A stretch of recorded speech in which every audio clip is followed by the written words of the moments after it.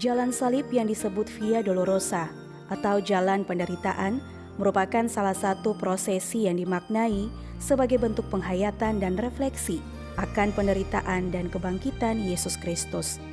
Memaknai hal itu, Jemaat GPM Lateri menggelar prosesi Jalan Salib sebagai rangkaian perayaan Paskah Kristus.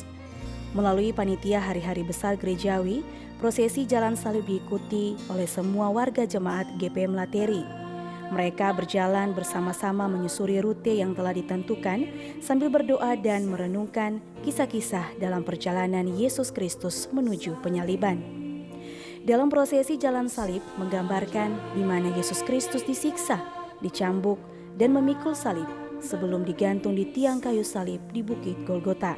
Menurut Ketua Panitia Petri Rimasi dikatakan kegiatan Jalan Salib bertujuan untuk memperkuat iman umat dan mengingatkan akan makna sejati dari Paskah Kristus dengan sorotan tema Yesus bangkit kalahkan keserakahan.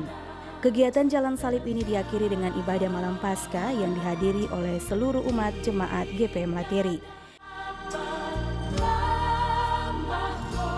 Makna Paskah di tahun ini sebagaimana tema yang ada disampaikan oleh Gereja Besar Maluku, yaitu Kristus bangkit, kalahkan keserakahan.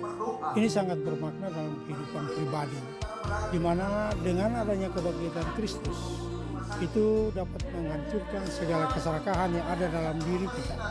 Kita harus mampu melakukan atau mengalahkan keserakahan itu, sehingga nilai-nilai yang disampaikan oleh Tuhan Yesus sebagai korban yang telah mati bangkit memenangkan segala dosa-dosa kita, itu betul-betul bisa menjadi bagian dalam kehidupan kita, baik secara pribadi, keluarga, maupun dalam persekutuan sebagai orang percaya.